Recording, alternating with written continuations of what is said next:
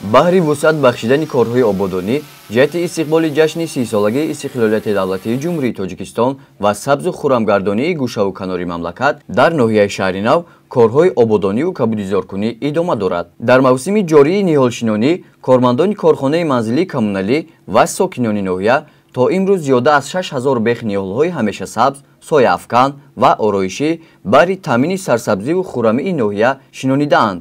Дар ду тарафи шоҳрои Душанбе Турсунзода аз ҷониби сокинони ноҳияи шаҳри Нав корҳои ободониву созандагӣ ва хуррамгардонӣ бо иттиҳоди сарҷамъии аҳолӣ ва дастҷамъии кормандони корхонаву ташкилот ва кулли заҳматкашони минтақа идома дорад.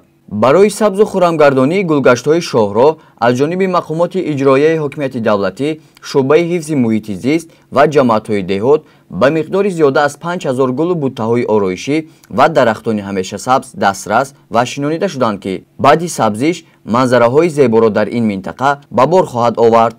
аз ҷониби шуъбаи ҳифзи муҳити зисти ноҳияи шаҳрнав баҳри сазовор пешвоз гирифтани ҷашнҳои дарпешистодаи ҳамрӯза корҳои созандагиву ободонӣ бо маром идома дорад. ҳар рӯзҳои шанбе аз ҷониби ҷамоатҳои шанбегӣ ташкил карда шуда барои тоза намудани гирду атрофи худ фаъолона иштирок менамоянд. дар ҳудуди ноҳияи шаҳрнав то имрӯз 2089 бех дарахтони ороишии сояафкан ва 5000 дона гулҳои мавсимӣ шинонида шудааст.